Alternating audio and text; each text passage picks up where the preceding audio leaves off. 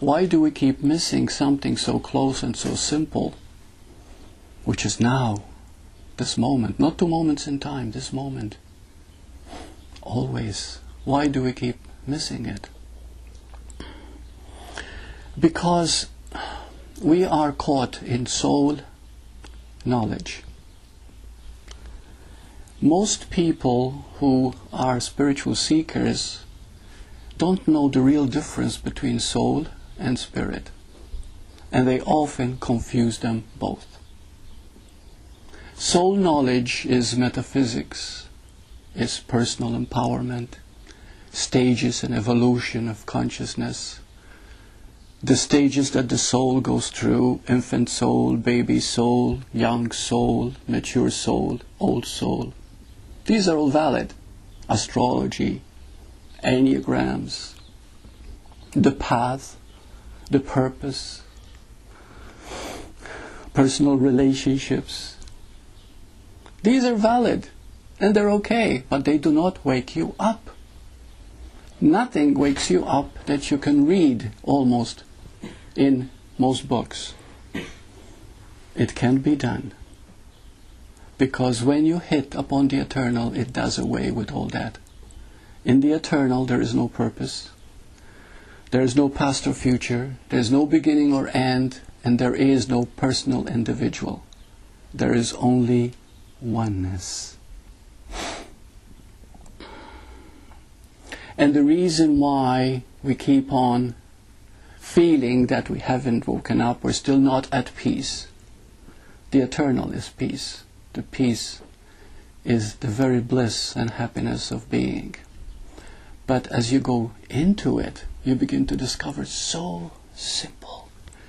In fact, I repeat, because it is so simple that we keep missing it. And metaphysics and soul knowledge, which comes, about angels, heaven, etc., etc., which is wonderful and valid if you feel that you are a personal being. It's valid if you think you are a person. But the eternal shows that there is no person. There is only oneness. And that is the explosion of knowing, total knowing.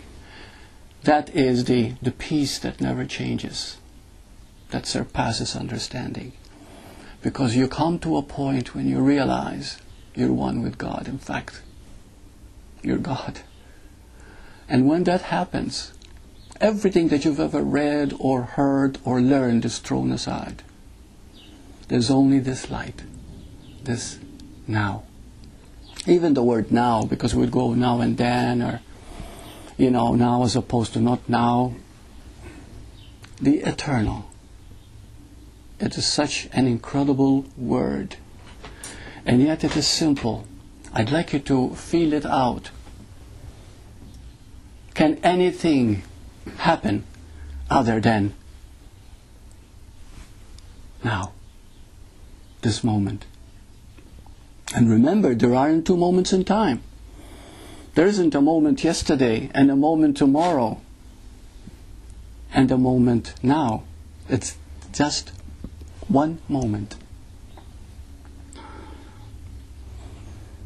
Because when you become very still, remember those 7 words? Be still and know I am God.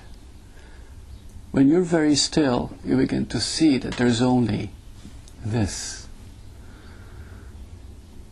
And the events that happen next bring us into an understanding that there's another moment. We go to sleep at night and we think, now, today was Monday and tomorrow's going to be Tuesday, not realizing, of course, these are man-made words to keep order, a sequential order of events. You see? But you, the you that is not an ego, the you that is the presence, is always, knows no time. And when you get a glimpse of that, everything that has ever been written will be clear to you.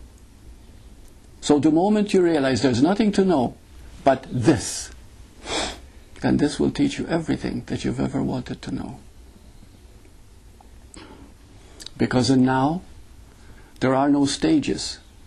Sometimes people have asked, well, I met a man and he looks so primitive. There's no way that he can ever be in Satsang, for example. He doesn't even talk our language. But if he were, for a moment, to realize, to glimpse the eternal, all that will change. We've known throughout history that many people have woken up. Something in the New Testament about Peter was a soldier who hated Jesus. He fell off a horse, hit his head. Something opened, he saw the light, and all of a sudden became a follower. He changed from being a warrior, a killer, and all of a sudden, Gangaji visited a prison, and she met a man who hated her on sight in the prison, and he was a bomber. He used to bomb, at one time he attempted to blow up a parliament in the United States. You remember John? What's his name? That's right, John Sherman. And anyway, to make a long story short, she affected him. She reached him. Now he's a satsang teacher. Very beautiful, very clear man. You see? So we can never gauge and say, oh, he's that soul age, or that level, or that level, or that level. No. If something wakes up, that eternal nature of you, that timeless essence, that treasure, Jesus said, the kingdom of God is within you. He didn't say tomorrow or yesterday. You see? It is now, this moment. It is within you now. You see? Here.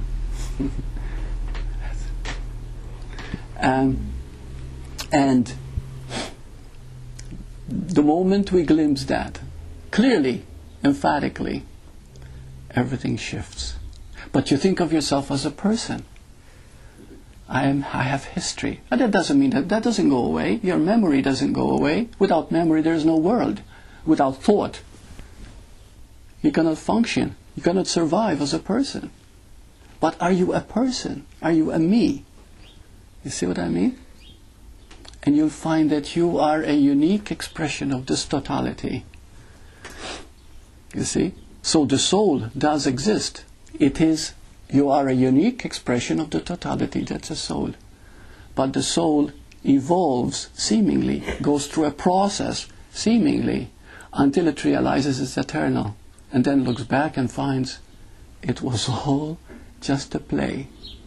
Nothing ever happened.